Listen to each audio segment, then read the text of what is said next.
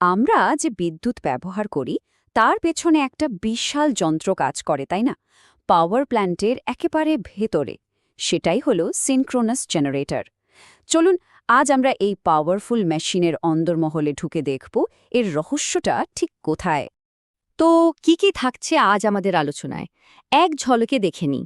আমরা শুরু করব পাওয়ার প্ল্যান্টের একেবারে হৃৎপিণ্ড দিয়ে, তারপর দেখব এক্সাইটেশন সিস্টেমের কাজ কি, কিভাবে পাওয়ার আর ফ্রিকোয়েন্সি কন্ট্রোল করা হয়, আর এত বড় একটা মেশিন ঠান্ডা থাকে কি করে। শেষে আমরা এর ক্ষমতা সীমা মানে ক্যাপাবিলিটি কার্ভ নিয়েও কথা বলবো। চলুন শুরু করা যাক। তো আলোচনার শুরুতেই আসা যাক একেবারে মূল কথায়। পাওয়ার প্ল্যান্টের হৃৎপিণ্ড একটি জেনারেটরকে সিনক্রোনাস কেন বলা হয় বলুন তো? আসলে এখানেই লুকিয়ে আছে এর মূল রহস্য। দেখুন, সিনক্রোনাস শব্দটার মধ্যেই এর মানেটা লুকিয়ে আছে। এর মানে হলো জেনারেটরটাকে একটা নির্দিষ্ট বাঁধা গতিতে ঘুরতে হবে। যেমন ধরুন আমাদের এখানকার 50 হার্জ সিস্টেমের জন্য জেনারেটরকে হয় 3000 আরপিএম বা 1500 আরপিএমে ঘুরতেই হবে। এক চুলও এদিক ওদিক হওয়া চলবে না। কারণটা কি? কারণ গ্রিডের বাকি সমস্ত জেনারেটরের সাথে ওকে পা মিলিয়ে চলতে হয় একদম নিখুঁত ছন্দে, না হলে কিন্তু পুরো সিস্টেমটাই বিগড়ে যেতে পারে। এবার যদি জেনারেটরটার ভেতরে উঁকি দিই তাহলে দেখব এর দুটো প্রধান অংশ আছে। একটা হলো স্টেটর, যেটা বাইরের স্থির অংশ, আর ভেতরে যেটা বনবন করে ঘোরে সেটা হলো রোটর। ব্যাপারটা বেশ মজার তাই না? এই রোটরটা আসলে একটা প্রচণ্ড শক্তিশালী ইলেকট্রোম্যাগনেট। এটা যখন ঘোরে তখন একটা ম্যাগনেটিক ফিল্ড বা চৌম্বক ক্ষেত্র তৈরি করে। আর বাইরের স্টেটর, যার মধ্যে তারের কুণ্ডলী বা ওয়াইন্ডিং থাকে, সেই চৌম্বক ক্ষেত্র থেকে ভোল্টেজ তৈরি করে আমাদের কাছে পাওয়ার পৌঁছে দেয়। মানে একটা ঘুরছে আর একটা স্থির, এই দুয়ের মেলবন্ধনই হল বিদ্যুতের উৎস। আচ্ছা, আমরা তো বললাম রোটর একটা শক্তিশালী চৌম্বক ক্ষেত্র তৈরি করে, কিন্তু এই চৌম্বক ক্ষেত্রটা আসবে কোথা থেকে? এখানে আসে এক্সাইটেশন সিস্টেমের ভূমিকা। একে বলা যেতে পারে সেই স্ফুলিঙ্গ যা পুরো প্রক্রিয়াটা শুরু করে। এই এক্সাইটেশন সিস্টেমকে আপনি জেনারেটরের দুটো ব্রেনের মধ্যে একটা বলতে পারেন। এর প্রধান কাজ হলো জেনারেটরের ভোল্টেজ আর রিঅ্যাক্টিভ পাওয়ার কন্ট্রোল করা। মানে আমাদের বাড়িতে যে নির্দিষ্ট ভোল্টেজের বিদ্যুৎ আসে সেটাকে স্থিতিশীল রাখার দায়িত্ব কিন্তু এই সিস্টেমটারই। আর এই কন্ট্রোলের কাজটা করে একটা দারুণ যন্ত্র যার নাম অটোমেটিক ভোল্টেজ রেগুলেটর বা এভিআর। ভাবুন তো, এটা অনেকটা আপনার বাড়ির এসির থার্মোস্ট্যাটের মতো। এসি যেমন ঘরের তাপমাত্রা মেপে নিজে থেকেই ঠান্ডা করা কমায় বা বাড়ায়, এভিআরও ঠিক সেভাবে জেনারেটরের ভোল্টেজটা ক্রমাগত মাপতে থাকে। যেই দেখে ভোল্টেজ একটু কম বেশি হচ্ছে, ও সঙ্গে সঙ্গে রোটারের মধ্যে দিয়ে যাওয়া কারেন্টকে অ্যাডজাস্ট করে ভোল্টেজটাকে আবার ঠিক জায়গায় নিয়ে আসে। দারুণ ব্যাপার তাই না? হিসাবটা কিন্তু খুব সোজা। এক্সাইটেশন যত বাড়ানো হবে, মানে ফিল্ড কারেন্ট যত বেশি হবে, রোটারের চৌম্বক ক্ষেত্রটাও ততটাই শক্তিশালী হবে। আর তার ফলে কি হবে? ভোল্টেজ বাড়বে, আর সাথে বাড়বে রিঅ্যাক্টিভ পাওয়ারও। একদম সরাসরি সম্পর্ক। বেশ, ভোল্টেজ তো কন্ট্রোল হলো, কিন্তু শুধু ভোল্টেজ থাকলেই তো হবে না। আসল পাওয়ার মানে মেগাওয়াট, সেটাও তো কন্ট্রোল করতে হবে। তো সেই কাজটা কিভাবে হয়? এখানেই আসছে জেনারেটরের দ্বিতীয় ব্রেনটার কথা। এটা হলো প্রাইম মুভারের কন্ট্রোল সিস্টেম। প্রাইম মুভার মানে যেটা জেনারেটরকে ঘোরাচ্ছে, যেমন টারবাইন। এই সিস্টেমটার কাজ হলো অ্যাক্টিভ পাওয়ার বা মেগাওয়াট কন্ট্রোল করা, আর তার সাথে পুরো গ্রিডের ফ্রিকোয়েন্সি ঠিক রাখা। আর এই কাজটা করে যে যন্ত্র, তার নাম হলো টারবাইন গভর্নর। এটাকে একদম গাড়ির অ্যাক্সিলারেটরের সাথে তুলনা করতে পারেন। অ্যাক্সিলারেটরে চাপ দিলে যেমন ইঞ্জিনে বেশি তেল যায় আর গাড়ির স্পিড বাড়ে, গভর্নরও ঠিক সেভাবেই টারবাইনে বাষ্প, জল বা গ্যাসে প্রবাহ নিয়ন্ত্রণ করে। প্রবাহ বাড়ালে জেনারেটরে বেশি মেকানিক্যাল পাওয়ার যায়, ফলে ইলেকট্রিক্যাল পাওয়ার আউটপুটও বেড়ে যায়। তাহলে মূল বিষয়টা কি দাঁড়ালো? একদিকে জেনারেটরে যে মেকানিক্যাল পাওয়ার দেওয়া হচ্ছে, আর অন্যদিকে গ্রিডে বিদ্যুতের যে চাহিদা, এই দুটোর মধ্যে একটা নিখুঁত ভারসাম্য রাখতে হবে।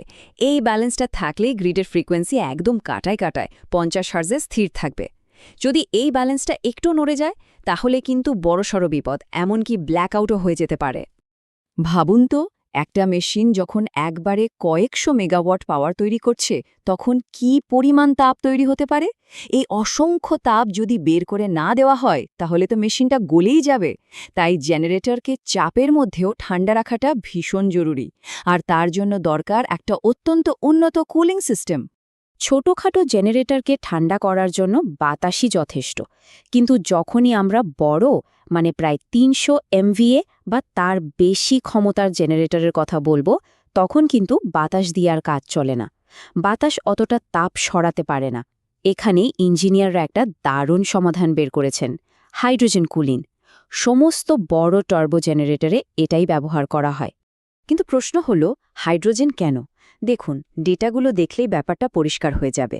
হাইড্রোজেনের তাপ পরিবাহিতা বা থার্মাল কন্ডাক্টিভিটি বাতাসের থেকে প্রায় ৭ গুণ বেশি, ও অনেক তাড়াতাড়ি তাপ শুষে নিতে পারে। আবার ওর ঘনত্ব বাতাসের থেকে প্রায় ১৪ গুণ কম। এর ফলে কি হয়, রোটার যখন ঘোরে তখন ঘর্ষণ অনেক কম হয়, ফ্রিকশন লস কমে যায়। এতে জেনারেটরের এফিসিয়েন্সিও বাড়ে। আর এই সিস্টেমটা ঠিকঠাক কাজ করানোর জন্য 98%-এরও বেশি বিশুদ্ধ হাইড্রোজেন ব্যবহার করা হয়। তো বুঝতেই পারছেন, এটা শুধু গ্যাস ভরে দেওয়ার ব্যাপার নয়, এটা একটা অত্যন্ত জটিল আর সুরক্ষিত সিস্টেম। যেমন ধরুন সিল অয়েল সিস্টেম। রোটারের শ্যাফটটা তো জেনারেটরের বডি ফুঁড়ে বাইরে বেরোয়, ওই জায়গা দিয়ে যাতে হাইড্রোজেন লিক না করে সেটা এই সিস্টেমটা দেখে। আবার গ্যাস অ্যানালাইজার সব সময় হাইড্রোজেনের পিউরিটি মাপতে থাকে। ভেতরে যাতে কোনো জলীয় বাষ্প না জমে তার জন্য আছে ডিউ পয়েন্ট মনিটর। আর গরম হয়ে যাওয়া হাইড্রোজেনকে ঠান্ডা করার জন্য রয়েছে হিট এক্সচেঞ্জার। সব মিলিয়ে একটা নিশ্ছিদ্র ব্যবস্থা। আচ্ছা, জেনারেটর কিভাবে কাজ করে, কিভাবে ঠান্ডা থাকে সব তো বুঝলাম, কিন্তু একটা মেশিন কি তার ইচ্ছে মতো পাওয়ার তৈরি করতে পারে? একদমই না। প্রত্যেকটা জেনারেটরের কিছু নির্দিষ্ট সীমা আছে, যার বাইরে গেলে মেশিনটার ক্ষতি হতে পারে। এবার আমরা সেই সীমাগুলোই বোঝার চেষ্টা করব। তো প্রশ্নটা হলো, একটা জেনারেটরের ক্ষমতার সীমাগুলো ঠিক কি? কোন জিনিসগুলো ওকে একটা নির্দিষ্ট গণ্ডির মধ্যে বেঁধে রাখে? মূলত ৩টে প্রধান সীমা আছে। প্রথমটা হলো স্টেটার কারেন্ট লিমিট, স্টেটারের ওয়াইন্ডিংগুলো অতিরিক্ত গরম না হয়ে কতটা কারেন্ট নিতে পারবে তার একটা সীমা আছে। দ্বিতীয়টা হলো ফিল্ড কারেন্ট লিমিট, যেটা রোটারের ক্ষেত্রে প্রযোজ্য।